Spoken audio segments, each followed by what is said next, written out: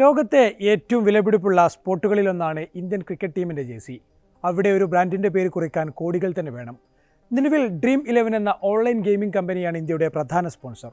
എന്നാൽ കേന്ദ്ര സർക്കാർ ഓൺലൈൻ ഗെയിമുകൾക്കെതിരെ ബിൽ പാസാക്കിയിരിക്കുകയാണ്. ഇതോടെ പണം വെച്ചുള്ള ബെറ്റ് നിർത്താൻ ഡ്രീം 11 നിർബന്ധിതരായിരിക്കുന്നു. പുതിയ നിയമം അവർക്ക് കടുത്ത തിരിച്ചടിയാണ്.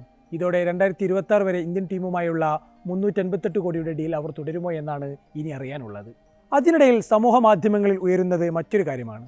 ഇന്ത്യൻ ടീമിൻ്റെ ജേഴ്സി സ്പോൺസർമാരെയെല്ലാം ഒരു ദുർവിധി പിടികൂടിയിരിക്കുന്നു എന്നാണ് ആരാധകർ ഉയർത്തുന്നത്. പരിശോധിക്കുമ്പോൾ അത് ശരിയുമാണ്. ഇതിനു മുമ്പുണ്ടായിരുന്ന ബൈജൂസ് ആപ്പ് കടം കൊമിഞ്ഞ് നൂലാമാലകളിലൂടെ കടന്നു പോകുകയാണ്. അതിനു മുമ്പുള്ളത് ഓപ്പോ ആയിരുന്നു. ഇന്ത്യ ചൈന ബന്ധത്തിൽ വിള്ളൽ വീണതോടെ ഓപ്പോയ്ക്ക് കാര്യമായി തിരിച്ചടി നേരിട്ടു. കൂടാതെ ഈ സമയത്ത് ഓപ്പോയുടെ പരസ്യം സ്വീകരിക്കുന്നതിനെതിരെ BCCIക്കും വിമർശനം നേരിട്ടു. ഇതിനു മുമ്പുള്ള സ്പോൺസർമാർ സ്റ്റാർ ഇന്ത്യയായിരുന്നു.